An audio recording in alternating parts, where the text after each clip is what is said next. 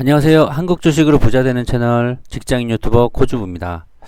오늘 코스피 지금 하락 출발해서 다시 지금 조금 올리는 상태인데요.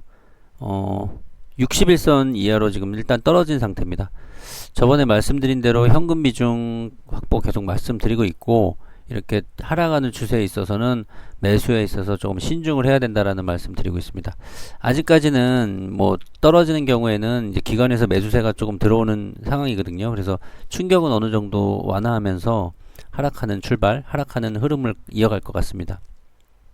그래서 주르륵 떨어지는 것보다는 조금 떨어지면 받쳐주고 또 떨어지면 받쳐주고 이러면서 하는데, 이런 장이 개인들이 하기엔 매매가 어려울 수도 있어요. 이런 장이 올라가는 것도 아니고 떨어지는 것도 아니고 애매하게 지금 떨어졌다가 오전에 올렸다가 오후에 떨어졌다가 오후에 올렸다가 다음날 오전에 떨어졌다, 이런 식으로 계속 흔들기 때문에 일반 개인들 경우에는 매매하기 좀 쉽지 않은 수도 있습니다. 그렇기 때문에 우리가 어느 정도 현금 비중을 가지면서 조금 안전하게 매매하는 거를 계속 지금 요때부터 계속 말씀드리고 있죠. 요때부터 좀 흐름이 약간 위태위태하게 일부러 이렇게 좀 겁을 주면서 가고 있죠. 이렇게 항상 메이저들은 항상 우리를 떨구기 위해서 항상 노력을 합니다. 이렇게. 하지만 너무 걱정하지 마시고요. 오늘도 종목을 하나 소개해 드리려고 이제 합니다. 그래서 하고, 이전에 제가 그 소개해 드렸던 종목들이 있어요. 일단은 몰빵하기 전에 꼭 봐야 할 거 셀바이오텍하고, 그 쇼핑몰 강소 IT 기업인 코리아센터, 그리고 비임상 분야 1위 노터스, 그 다음에 삼성전기 MLCC 삼성전기 분야를 해드리고요. 뭐 대기업 같은 경우는 이제 대형주 싫어하시는 분들이 많아서 이제 관련된 중소기업 몇 개 이렇게 알려드리고 있거든요. 그런 식으로 하고 있습니다. 근데 이 종목들 지금 추천드린 종목들 보시면은 지금 장이 안 좋아서 올라가는 흐름은 아닌데요.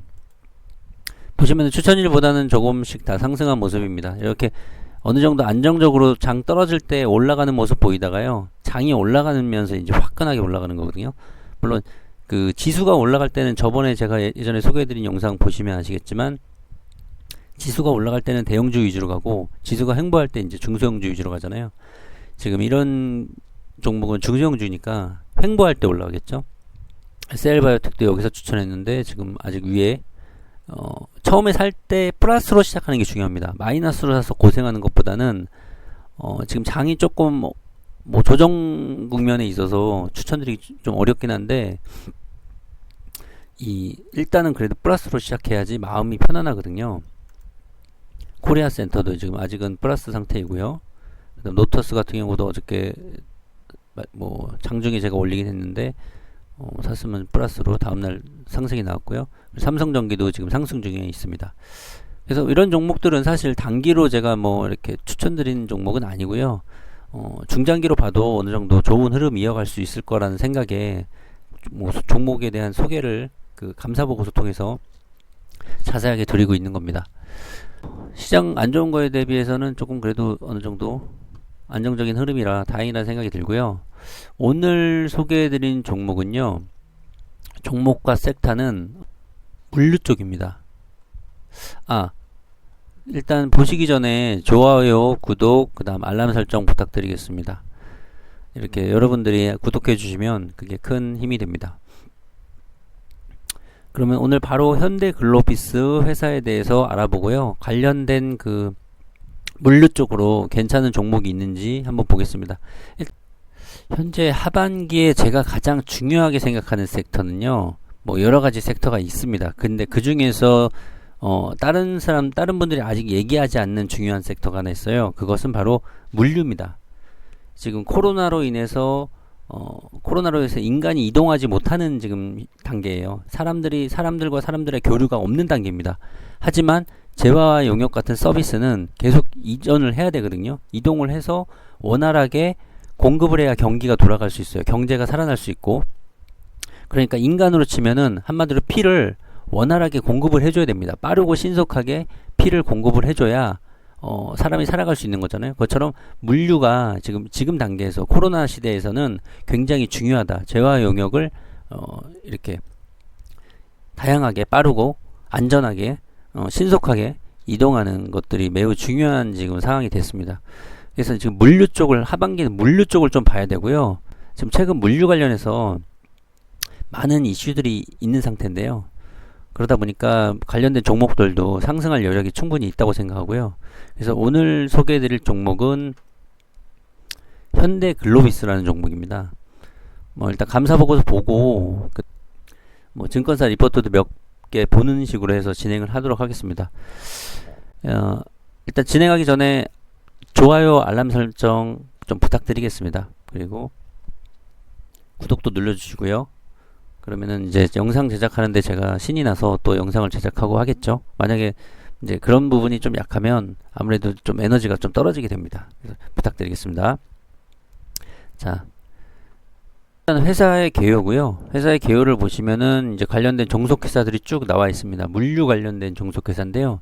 주로 지금 위치한 곳이 미국, 여기 이제 한번 체크해서 보시면 미국, 그 다음에 캐나다, 이런 식으로 다양한 나라에 지금 물류니까요.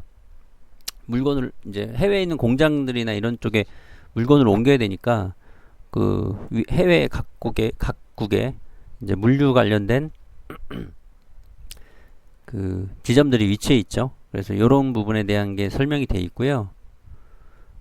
그래서 회사의 개요 부분에서는 지금 세 가지 일을 하고 있습니다. 종합물류업, 그 다음에 유통판매업, 해운업 세 가지로 하고 있고, 이렇게 내용은 한번 이제 자세하게 보실 거기 때문에 여기서는 넘어가도록 할게요.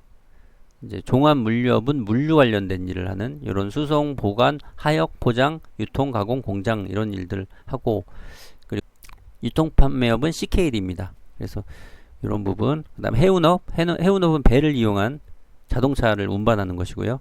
이제 간략하게 그렇게 보고 밑에서 좀 자세하게 보는 식으로 사업 사업의 내용을 참조할게요. 그래서 관련된 계열사들이 쭉 나와 있고요. 그래서 회사의 개요로 바로 넘어가면요. 지금 봤던 부분이고요. 그 다음에 이제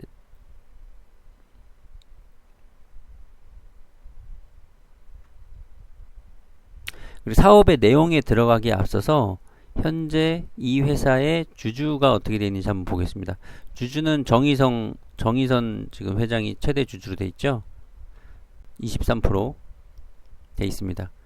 그 문호가 지금 최대 주주인 상태이기 때문에 회사에 대한 어떤 회사를 키우려는 그 이유가 충분히 되죠. 충분히 된다고 생각합니다. 그렇게 보고 이제 사업에 관련 사업 내용을 한번 보겠습니다. 물류에 대해서 좀 공부를 해볼게요. 종합 물류 사업 이렇게 되어 있고요. 그래서 물동량이 증가하고 있다.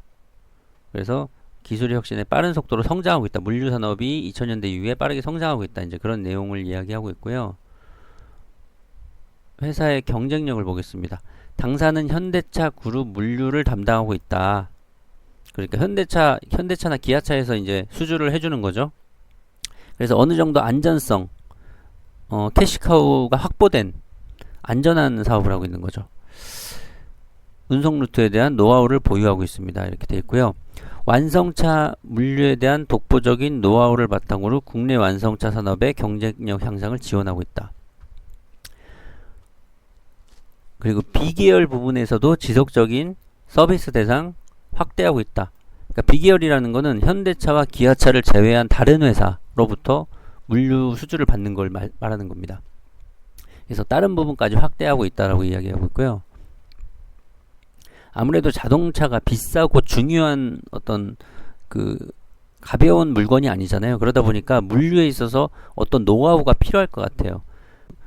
그러니까 현대차의 경쟁사인 테슬라가 현대글로비스에 물류를 의뢰할 수 있는 거거든요. 왜냐하면 현대차나 기아차를 물류로 실질적인 사업을 해본, 업무를 해본, 그 업을 해본 회사가 안전하니까 안전한 쪽에 몰아줄 수밖에 없죠. 아무리 경쟁사를 하더라도. 그래서 이제 B 계열 부분에도 확대하겠다라고 이야기하는 것이고요. 다음은 중요한 유통 판매 사업입니다. CKD라고 얘기하고요. 이것은 CKD 사업은 해외 공장으로부터 국내외 부품에 대한 주문을 접수해서 이렇게 집합 포장, 컨테이너 작업, 해상 항공 운송을 통하여 현지 공장에 납입하는 겁니다. 그래서 해외 공장의 주문 시점으로부터 생산이 완료되는 시점까지 2개월이 소요되는 특징을 갖고 있으며, 이게 CKD입니다. CKD 사업이 여기서는 굉장히 중요한 역할을 하고 있어요. 이런 부품들을 운송하는 거. 운송하는 부분이 이 회사의 가장 큰 중요한 업무거든요. 그래서 회사 경쟁력을 보시면 CKD 사업은 원톱 서비스를 추구하고 있다라고 해서 이제 그런 내용이 나와 있습니다. 그리고 중고차 경매를 또 하고 있어요. 그거 외에도 중고차 경매는 증가하고 있다. 중고차 거래 대수가 2017년 요가에서 이제 2020년에 395만 대 수준으로 증가했다고 이야기하고 있고요. 계속 이 중고차 경매 이쪽은 늘어날 것 같습니다. 일단 보면은 늘어나는 추세에 있어요. 그래서 한번 쭉 보시면 될 것 같고요. 중고차에 관련된 내용 이제 이렇게 적어놨습니다. 그리고 트레이딩 사업을 또 하고 있는데요. 트레이딩 사업은 산업 필수 소재인 알루미늄, 구리 등을 수출입 또는 삼국 간의 중개를 하는 비철 금속 트레이딩 사업입니다. 그래서 그 원자재 트레이딩 사업도 하고 있어요. 최근 원자재 가격 많이 올라오고 있죠. 요 부분도 업황이 좋아질 걸로 생각이 됩니다. 그리고 이제 마지막으로 해운 사업이고요. 해운 사업은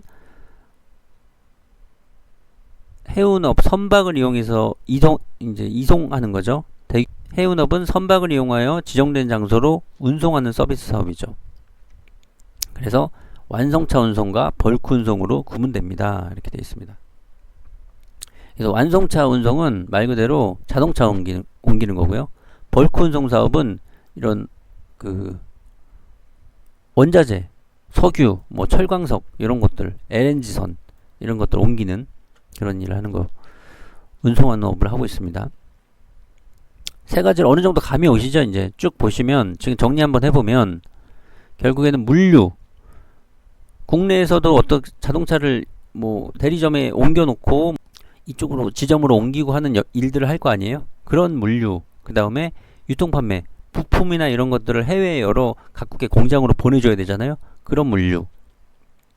그 다음에 CKD고 뭐 중고차 경매도 일부 하고 있고, 그 다음에 트레이딩 사업, 뭐 원자재 트레이딩을 하고 있고, 그 다음에 해운업에는 자동차, 완성차와 그 다음에 이 원자재 운송 두 가지 이렇게 크게 나누고 있습니다. 아무래도 자동차가 크겠죠. 일단은 매출 비중이 보지 않아도 큰 거 알 수 있습니다. 그래서 이제 그런 부분이 나와 있고요. 거기에 대한 이제 또 구체적인 내용들이 좀 나와 있어요. 그래서 이 부분은 한번 이제 읽어보시면 될 것 같고요. 이 회사를 이해하는 데 많은 도움이 될 겁니다. 우리가 항상 보는 매출 비중 한번 볼게요. 오늘 또 보고서도 봐야 되기 때문에 좀 더 빠르게 진행하겠습니다. 일단 매출 비중이 물류 부분 33%, 그 다음 유통 부분이 51%, 유통 쪽이 크죠? 유통, 아까 CKD 쪽 사업이 큰 겁니다. 그러니까 물류하고 이거 다 합친 것보다 더 51%니까 제일 큰 부분이에요. 해운까지 합친 거. 해운과 물류를 합쳐도 유통 부분이 제일 큰 겁니다. 유통. 부품을 옮기는 일이요. 그건 이제 머릿속에 갖고 이제 생각을 하셔야 됩니다. 그래서 이제 그런 데 내용들이 물류 거점, 국내 35개, 해외 84개 거점을 갖고 있다라고 이야기하고 있습니다. 그래서 내용 한번 이렇게 쭉 이 부분은 보시면 될 것 같고요. 투자는 이제 그 선박에 지금 투자를 하고 있고요. 아까 보시다시피 해운업 하고 있으니까 선박에 투자하겠죠. 그리고 이제 기계장치 부분 투자하고 있습니다. 그래서 이제 세 가지로 정리하고 있다고 이제 이렇게 나와 있는데요. 요건 한번 이제 정리하는 측면에서 한번 보시면 될 것 같습니다. 그리고 이 매출 세부 내역 한번 보시면요.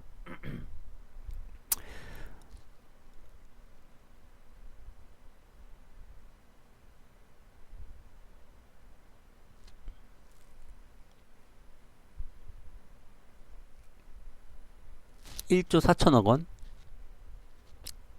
작년 매출이 물류 같은 경우는 지금 내수는 1조 4천억 원, 수출입은 1조 2천억 원 가량 돼서 2조 7천억 원 가량 했고요. 유통은 CKD 부품 및 상품 판매 부분이 7조, 수출입이 거의 대부분을 차지하고 있죠. 수출입이 7조, 그 다음에 해운이 2조 4천억 해서 토탈 하게 되면 12조 9천억 정도 12조 9천억 정도 지금 매출이 발생했습니다. 다음으로 넘어가세요. 다음은 연결 재무제표를 보겠습니다. 간단하게 그 영업이익이나 이제 매출액 부분 얼마만큼 증가했는지 한번 확인해 보겠습니다. 작년 1분기가 그 4조 7천억 정도 했는데 올해 같은 경우에는 뭐 5조 정도 늘어난 흐름이고요. 영업이익 같은 경우에도 지금 증가했습니다. 이렇게 증가한 부분이 있고요. 그렇게 한번 보시면 될 것 같고요. 이 계열회사에 관련된 사항을 한번 보겠습니다. 지분이 지금 현대차 그룹이 굉장히 지분이 복잡하게 되어 있는 상태인데요. 지금 현대글로비스 같은 경우에는 현대엔지니어링을 지금 보유하고 있네요. 현대엔지니어링이 지금 상장이 얼마 안 남았거든요. 상장이 곧 할 걸로 예상이 되는데 아직은 하고 있지 않은데 요거에 대한 지분 가치도 한번 판단해 볼 필요가 있을 것 같아요. 지금 현대글로비스, 현대엔지니어링이 지금 11.67% 갖고 있고, 최근에 현대글로비스가 굉장히 많은 사업들에 같이 참여를 하고 있어요. 그리고 현대글로비스를 키우려는 어떤 그룹의 움직임 같은 것들이 많이 포착이 됩니다. 왜냐면 예전에 그 현대글로비스가 현대모비스하고 합병하려다가 못한 적이 있거든요. 합병을 해야지만 오너한테는 굉장히 좋은 사건이었어요. 합병을 해야지만 되는. 근데 현대글로비스에 대한 지분이 워낙 그 많다 보니까, 아까 보신 것처럼 많다 보니까 합병을 하면은 오너한테 유리한데, 회사를 지배하기에 유리한 상태인데 그 현대모비스 측에서 반대를 한 거거든요. 반대를 했기 때문에 현대글로비스, 근데 그때는 현대모비스가 더 좋은데 현대모비스 주주들이 손해를 보는 게 아니냐라는 이야기였고요. 그렇기 때문에 현대글로비스를, 그렇다면 사업을 키우고 현대글로비스를 끌어올리면, 모비스까지 끌어올리면 이제 합병하는 것에 반대가 없겠죠. 현대글로비스가 현대모비스만큼 좋은데 현대모비스 주주들이 반대할 이유가 없잖아요. 그러니까 이제 거의 어느 정도 키 맞추기를 하지 않을까라는 생각이 듭니다. 오늘 사실 현대글로비스를 이렇게 소개해드린 이유도 그거예요. 그 이유 때문에 지금 소개를 해드리는 거고요. 그래서 이제 현대글로비스에 대한 감사보고서는 어느 정도 어떤 사업을 하고 있는지를 판단했으니까요. 이제 구체적으로 보고서를 한번 보면서 공부를 한번 해보도록 하겠습니다. 같이 한번 해보시죠. 그래서 2020년 10월 16일자 보고서를 한번 보겠습니다. 본격화되는 리레이팅. 그래서 리레이팅 요소의 첫 번째는 전기차를 위시로 한 그 완성차 시장에서 입지 확대가 주목된다. 그 다음에 리레이팅 두 번째 요소는 계열과 비계열 물량 동시 개선, 마진 회복 가능하다. 계열이라는 건 현대차, 기아차의 물류를 받는 거, 그 다음에 비계열은 그 외의 회사, 그렇게 보시면 되고요. 비계열 물량 수주 경쟁력이 높다. 그 다음 PCC 용선료, 이거는 순수하게 자동차 물류를 말하는 거거든요. PCC 자동차, 뭐 퓨어카 이렇게 돼가지고 자동차 용선료와 관련된 확장에 좋은 기회다. 그 다음에 수소유통도 지금 하고 있어요. 현대제철에서 나오는 부생수소를 현대글로비스가 이제 유통하게 된다. 아직은 가시화된 건 아니지만 앞으로 요 부분도 이제 성장되고 가치평가에 넣어질 확률이 굉장히 높겠죠. 그리고 순환출자 해소를 위한 동사의 지배구조 개편 기대, 이렇게 나와 있고요. 그래서 이제 사업 내용을 보니까 어느 정도 이해가 되시는 부분이 있죠. 그 전에 봤으면 무슨 말인지 하나도 모를 텐데 지금 사업 내용을 봤기 때문에 어떤 말을 하고 있는지 이제 대충 이해가 갑니다. 예, 한번 구체적으로 보겠습니다. 현대차 그룹의 입지는 앞으로도 계속 강화될 수 있다. 현대차, 폭스바겐을 제외하고 의미 있는 중대형 전기차의 신차 출시 계획이 없기 때문이다. 그래서 이제 그 전기차와 관련된 부분에 있어서 현대차 그룹의 입지가 개선될 것이다라는 이야기를 하고 있어요.